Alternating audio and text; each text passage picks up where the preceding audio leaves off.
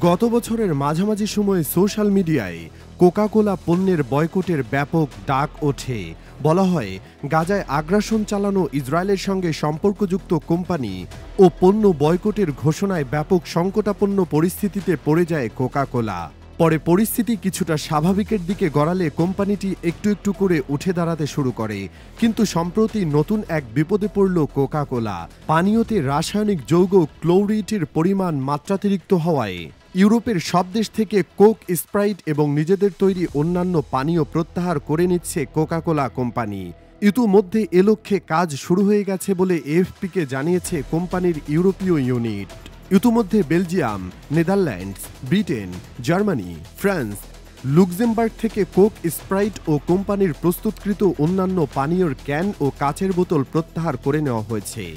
বাকি দেশগুলো থেকেও এসব ফিরিয়ে আনা হচ্ছে বলে জানা গেছে। কোম্পানির ইউরোপীয় ইউনিটের একজন কর্মকর্তা জানিয়েছেন, গত নভেম্বর থেকে ইউরোপে পণ্য প্রত্যাহার করা শুরু করেছে কোকা-কোলা।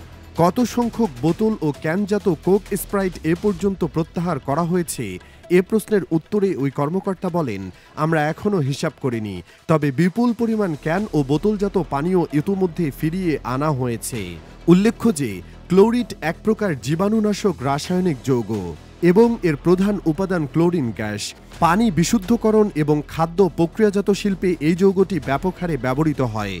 ইউরোপের দেশগুলোর জোট ইউরোপীয় ইউনিয়ন ইইউ এর অধিভুক্ত সংস্থা ইউরোপিয়ান ফুড সেফটি অথরিটি ইফসা 2015 সালে একটি গবেষণা পরিচালনা করে। এতে দেখা যায়, খাবার কিংবা পানীয় প্রস্তুতের ক্ষেত্রে নির্দিষ্ট মাত্রায় ক্লোরিট ব্যবহারের কোনো সমস্যা নেই, তবে খাবার পানীয়তে নির্দিষ্ট মাত্রার চেয়ে বেশি ক্লোরিটের উপস্থিতি থাকলে তা দীর্ঘমেয়াদে শিশু ও অপ্রাপ্ত বয়স্কদের স্বাস্থ্যের জন্য ক্ষতির কারণ হতে পারে। কোকা-কোলার বেলজিয়াম ইউনিটের এক কর্মকর্তা বার্তা সংস্থা এএফপিকে বলেছেন, বেলজিয়ামের অধিকাংশ দোকানের স্টোর থেকে কোক, স্প্রাইটের কাচের বোতল এবং ক্যান সরিয়ে ফেলা হয়েছে।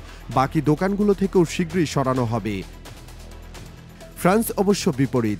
কোকা-কোলার ফ্রান্স শাখার এক কর্মকর্তা এএফপিকে এ প্রসঙ্গে বলেছেন, এ অভিযোগ ওঠার পর আমরা কয়েকজন স্বীকৃত ও নিরপেক্ষ বিশেষজ্ঞদের দিয়ে কোক, স্প্রাইট পরীক্ষা করিয়েছি। তারা জানিয়েছেন, পানীয়তে ক্লোরিটের উপস্থিতি রয়েছে ঠিকই, কিন্তু তা কোনো বয়সী মানুষের স্বাস্থ্যের জন্য ঝুঁকিপূর্ণ নয়। তাই আমরা কোক, স্প্রাইট ফিউজটি প্রত্যাহার না করার সিদ্ধান্ত নিয়েছি। এমন সিদ্ধান্তের ফলশ্রুতিতে ফ্রান্সের বিভিন্ন স্টোরে এখনও আগের মতোই কোকা-কোলা কোম্পানির পণ্য বিক্রি হচ্ছে বলেও জানিয়েছেন ওই কর্মকর্তা।